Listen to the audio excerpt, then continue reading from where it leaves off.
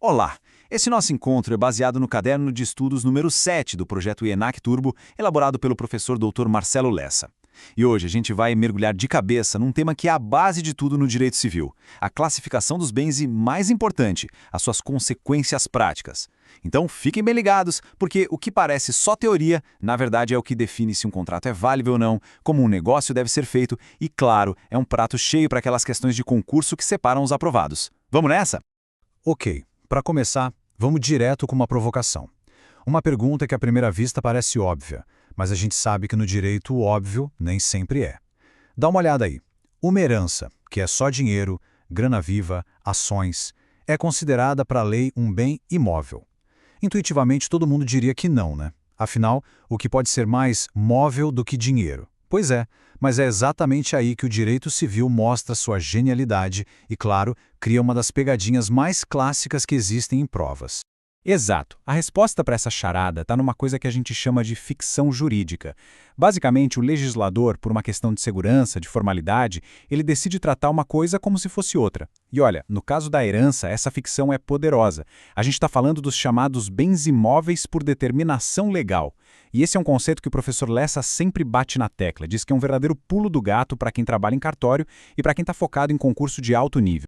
Para a gente entender esse paradoxo de vez, precisamos definir o que é o direito à sucessão aberta. Pensa assim, é todo o pacotão de bens, direitos e até dívidas que uma pessoa deixa quando falece. O ponto-chave, que está lá no artigo 91 do Código Civil, é que a lei enxerga esse pacotão todo como uma universalidade de direito. A melhor analogia é pensar numa caixa lacrada. Não importa se lá dentro tem ouro, um carro, ações ou um monte de boletos para pagar. Até essa caixa ser aberta e tudo ser dividido entre os herdeiros, o que a gente chama de partilha, a lei vai tratar a caixa, o todo, como uma coisa só, indivisível. E agora, a regra de ouro. Aquela para anotar, grifar e nunca mais esquecer, que resolve de vez a nossa pergunta inicial. Como está aí, bem destacado, para todos os efeitos legais, a herança é sempre um bem imóvel. Isso não é uma interpretação, é uma ordem direta do artigo 80, inciso 2º, do nosso Código Civil. Não tem discussão. Pode ter só dinheiro, só um carro, só uma coleção de selos, não importa. Enquanto for direito à sucessão aberta, ou seja, enquanto não houver partilha, a lei manda aplicar o regime jurídico dos bens imóveis. Ponto final. Tá, mas e daí? Qual é a consequência prática mais bombástica disso? Tá aí, no artigo 1793 do Código Civil. Imagina que um herdeiro queira vender a parte dele na herança para outra pessoa antes de sair a partilha. Bom, se herança é um bem imóvel, ele está na prática vendendo um pedaço de um bem imóvel. E qual é a forma obrigatória para vender um bem imóvel no Brasil? Exatamente, escritura pública, feita em cartório. Tentar fazer isso com um contratinho de gaveta, um instrumento particular, é um erro fatal. É um ato nulo. Na prática não vale nada e numa prova é questão perdida na certa. Beleza, saindo um pouco do mundo da herança, vamos para outra área onde essa classificação de bens é absolutamente decisiva. Os contratos de empréstimo. Parece uma coisa simples do dia a dia, né? Mas a diferença entre emprestar dinheiro e emprestar, sei lá, um quadro famoso, muda tudo. Muda o nome do contrato, muda as obrigações de cada um, muda quem arca com o prejuízo se a coisa se perder. A grande divisão aqui é entre bens fungíveis e infungíveis. Essa tabela deixa tudo bem claro.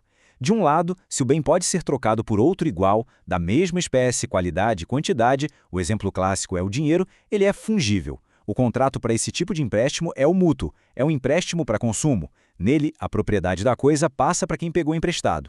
A obrigação é devolver um item equivalente, não exatamente o mesmo. Agora, do outro lado, se o bem é único, insubstituível, como aquela obra de arte que a gente falou, ele é infungível. O contrato aqui é o comodato, que é um empréstimo só para o uso. A propriedade não muda de mãos e a obrigação é devolver exatamente o mesmo objeto.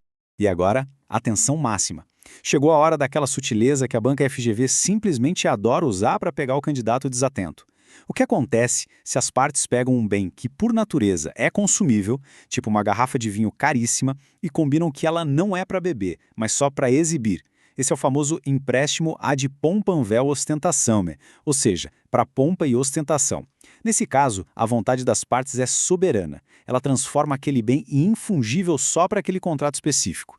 E o que acontece? O contrato, que seria um mútuo, vira um comodato. A obrigação não é mais devolver um vinho parecido, mas sim devolver aquela mesma garrafa intacta. É uma virada de chave que muda toda a análise jurídica. Vamos para mais um dilema bem prático que nasce dessa teoria dos bens. Imagina só a cena: a venda de uma fazenda. O contrato descreve a terra, as cercas, o curral, tudo certinho. Mas e o trator, aquele que sempre foi usado ali na lavoura, ele vai junto na venda? Mesmo que o contrato não fale uma palavra sobre ele? A resposta para isso depende de a gente entender a diferença entre dois tipos de bens acessórios, as partes integrantes e as pertenças. A comparação aqui é a chave de tudo. As partes integrantes são aquelas coisas ligadas ao bem principal de um jeito que, se a gente separar, estraga tudo. Pensa nas telhas de uma casa. Não dá para vender a casa e levar as telhas embora. Elas seguem o destino do principal sempre. Já as pertenças, e aqui citando o professor Lessa, são bens usados para facilitar o uso ou para embelezar o principal, mas sem serem parte dele. O trator na fazenda é o exemplo perfeito. E agora vem a grande virada, a pegadinha. O artigo 94 do Código Civil cria uma regra inversa para elas. A regra geral é que as pertenças não acompanham o bem principal no negócio, a não ser que isso esteja escrito na lei, no contrato ou que as circunstâncias deixem isso claro. Ou seja, resumindo a ópera, se o contrato ficou em silêncio, se não falou nada, o trator não foi vendido com a fazenda. O vendedor pode sim ir lá e buscar o trator dele. E isso mostra o tamanho da responsabilidade de quem redige um contrato, né?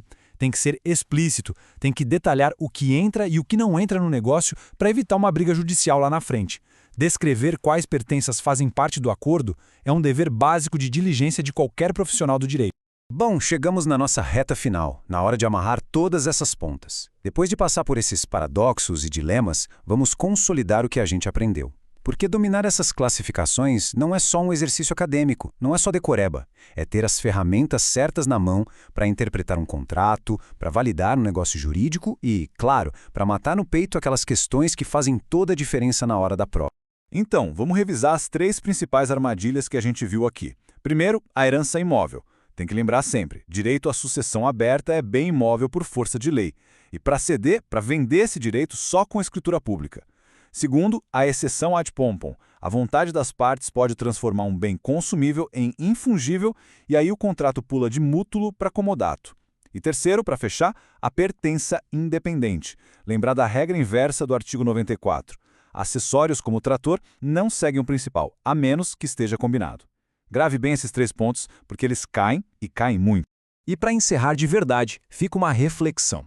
Dominar esses conceitos vai muito além de passar uma prova. É sobre responsabilidade profissional. Um contrato mal escrito sobre pertenças pode criar um prejuízo de milhões. Uma cessão de herança feita do jeito errado é nula e pode botar um negócio inteiro por água abaixo. No fim das contas, entender a essência dos bens é a base para proteger o patrimônio das pessoas e para garantir a segurança jurídica que a sociedade espera da gente. Podcast produzido a partir do conteúdo do projeto ENAC Turbo, sob autoria e orientação do professor Dr. Marcelo Lessa. Se esse conteúdo ajudou, não esqueça de se inscrever no canal e ativar o sininho das notificações. Assim o YouTube avisa imediatamente assim que o próximo resumo for liberado. Até a próxima!